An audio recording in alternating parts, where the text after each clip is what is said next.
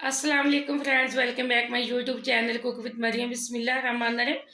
आज हम बनाएंगे रेस्टोरेंट स्टाइल में क्रीम चाट, वो भी घर में तैयार करेंगे। बहुत ही मज़ेदार, बहुत ही झटपट में हम तैयार करेंगे। आपको बाहर से लाने की कोई ज़रूरत नहीं, आप घर में अच्छे तरीके से रेस्टोरेंट स्टाइल में घर में बना सकते हैं। या मैंने क्रीम चाट बनाने के लिए जो फ्रूट मैंने लिए, 1 दर्जन मैंने केले लिए, या 3 सेब ले लिए, 2 मैंने अनार लिए, 1 पाव मैंने अंगूर ले लिए। अब सेब को हम छिलके के साथ ही इसके बारीक बारीक पीस बना लेंगे। हम इसका छिलका बिल्कुल भी नहीं उतारेंगे। और अनारों के बीज भी निकाल लेते हैं, अंगूर भी हम अच्छे से साफ़ कर लेते हैं, और केले को भी हम अच्छे से कट कर लेते हैं। फिर मैं बाद में आपको बताऊंगी कि हमने कैसे क्रीम चाट तैयार करनी है।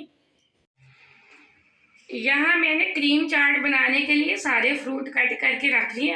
अंगूर को मैंने अच्छे से साफ़ करके धो लिया, अनार के बीज भी मैंने निकाल के रख लिए, सेब के मैंने इस तरह के पीस बना लिए, यहाँ केला मैंने बारीक बारीक कट कर लिए। अब ये सारे फ्रूट मैं एक बाउल के अंदर डाल लेती हूँ।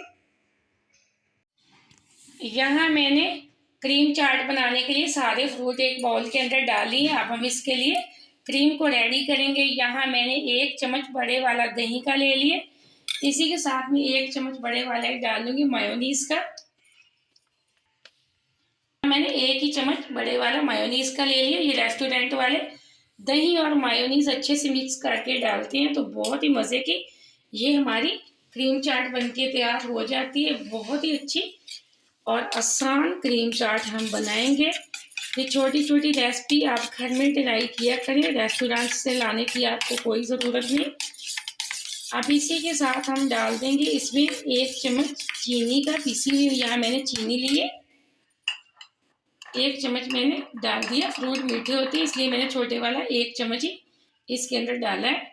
और 1 चम्मच हम डाल देंगे इसके अंदर क्रीम की। यह मैंने क्रीम ले लिए, 1 चम्मच मैंने डाल दी है। अब हम इसको अच्छे से फेंटेंगे। फेंटे के साथ